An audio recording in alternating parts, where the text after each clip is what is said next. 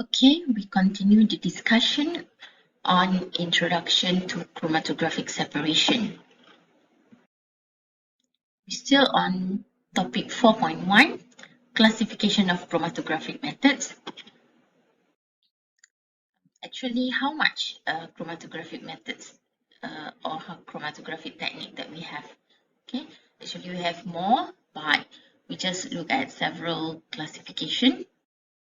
The first classification is the general classification of chromatographic types, which is based on the physical setup, types of mobile phase, and the analyte interaction. So for this general classification, we have these three types.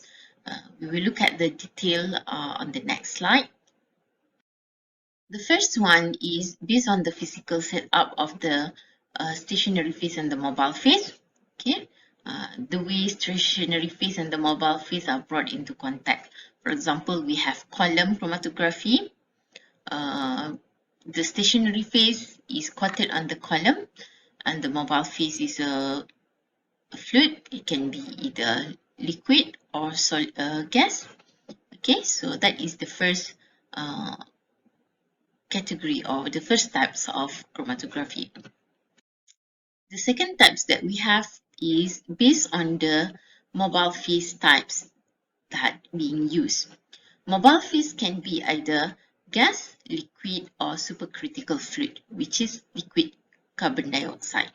Yeah, so this is the second classification of chromatographic techniques, which is based on the eluent being used. The third types of chromatographic techniques based on the kind of equilibria involved in the solute between the two phases, okay, between the mobile phase and the stationary phase. Or in other words, we can say that it is the kind of interaction between our analytes with the stationary and the mobile phase. Okay. Based on the physical means, we have two types. We have column chromatography and we have planar chromatography. Column chromatography is the one that has a stationary phase held in a narrow tube and the mobile phase moved by pressure or by gravity action. Example of column chromatography is gas chromatography and supercritical fluid chromatography. Okay. And this is also a column chromatography, conventional column chromatography, where the column is a glass tube being packed with the stationary phase, can be either alumina or silica, and the elution process will be carried out by pouring in the eluent or the mobile phase. And the planar chromatography is when we have a stationary phase is supported on a flat plate or in the interstices of a paper, and the mobile phase will move through capillary action or gravity action. Example of planar chromatography that we have is thin layer chromatography and paper chromatography. Okay. So this is an example of a diagram to show the planar chromatography. This is the paper or the TLC. We spot our sample and develop in the developing solvent. The solvent will move up this TLC or the paper chromatography by capillary action. Actually, between the coated mobile stationary phase and the supporting material, either aluminium or paper, there is a small interstices or small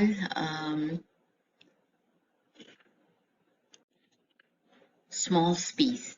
Yeah, so the solvent can move up of the TLC or the PC by capillary movement. The second one, which is based on the types of mobile phase being used, We have gas chromatography, we have liquid chromatography, and we have supercritical fluid chromatography. Gas chromatography normally use helium, argon, nitrogen, or hydrogen as a mobile phase. For liquid chromatography, normally we can use any solvent which can dissolve our sample, such as methanol, acetonitrile, water, and any other organic solvent. While supercritical fluid chromatography is when we use carbon dioxide liquid, which is compressed and cooled down from a gas to be a liquid or supercritical fluid as a mobile phase. And the third one, which is based on the kind of equilibria involved between solute and the two phases, we have four types. We have adsorption, partition, ion exchange, and size exclusion. These four types will be discussed further in the next slide. The first one is adsorption chromatography. Adsorption, okay, not absorption. In this process, the solute sample adsorbed or attached onto a finely divided solid stationary phase. The separation occurs based on the solute adsorption affinity to its stationary phase. The stationary phase normally is a solid and the mobile phase is a liquid. Adsorption is the attachment of the component on the surface of the solid stationary phase. Yeah?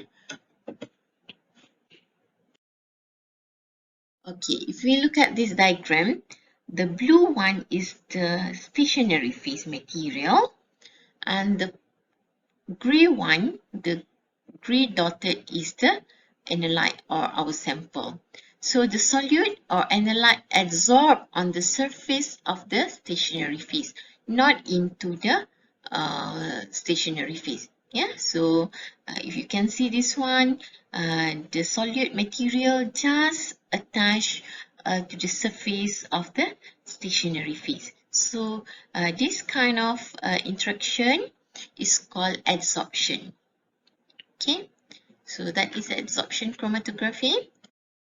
The solute that weakly attached to the stationary phase will elute faster, but the solute that are strongly attached to the stationary phase will elute slower. Okay, the one that are weakly attached to the stationary phase will flow together with the mobile phase and it will elute faster, but the one that are strongly attached to the stationary phase need a longer time for the mobile phase to wash it out from the stationary phase and come out at the end of the column. Okay, so that is adsorption chromatography. The second one is partition chromatography. In this process, the solute sample partition or dissolve itself in between the two liquid phases, between mobile phase and the stationary phase. In partition chromatography, both stationary phase and mobile phase is a solid. So, is a liquid. So, the solute sample will partition or will dissolve in these two liquid phases. And separation in this partition chromatography occur based on the solute partition coefficient, or we also call it a relative solubility of the analyte in the mobile phase and stationary phase. Some of the analyte will dissolve more in the mobile phase, some of the analyte will dissolve more in the stationary phase. And again, partition chromatography use liquid stationary phase and liquid or gases mobile phase. This diagram show how partition chromatography occur. Okay, the blue layer is actually a liquid stationary phase which is coated onto The gray one is the supporting material or solid support. Okay, it dissolves itself, or yes, it's soluble into this liquid, so that is called partition process. Okay, it's different from the absorption just now, because absorption is just a surface, but partition is the analyte dissolve into the layer of liquid mobile phase.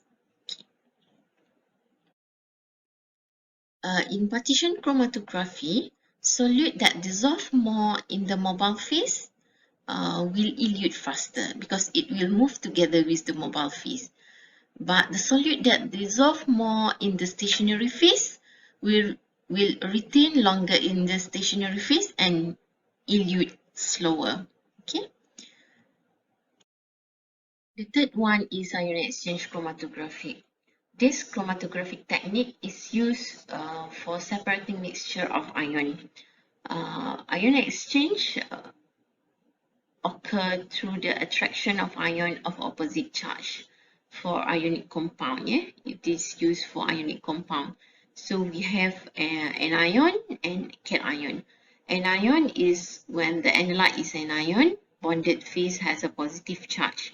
While for cation, the analyte is the cation, and the stationary phase is a bonded phase that have a negative charge. Sample for ion exchange chromatography is an organic or inorganic ions, solution that contain inorganic or organic ions. The stationary phase are small polymer resin or beads, which is usually packed in a glass tube. These beads have ionic bonding site on their surface, which selectively exchange ion with the certain mobile phase composition as the mobile phase move through the stationary phase. In this diagram, okay, in this picture, showing the stationary phase for ion exchange. So this is cation resin, and this is anion resin. Okay, when we flush with the sodium chloride sample together with the mobile phase, the sodium will replace the H plus. Okay, so at the end, the sodium can be separated from the chlorine. While for anion resin, we have the OH minus, and the chloride ion will replace the hydroxide ion, and we can separate the sodium and the chloride ion. And the product of the from the displacement is the water molecule. Okay, this is an example of stationary phase for ion exchange chromatography. Ions that bond to the charge site on the resin beads are separated from organic or inorganic ions aqueous solution. And the process is repeated several times by changing the mobile phase composition. And the process begins with initially running the analysis using a mobile phase with all the ion in the mixture. So when the mobile phase is changed for several times in a stepwise fashion, so that one kind of ion at a time is removed, and this process is repeated until all the separation complete. Okay. The fourth type of chromatographic technique, which is based on the interaction of analyte, is size exclusion chromatography. Okay. In this chromatographic techniques, it separates molecule or analytes by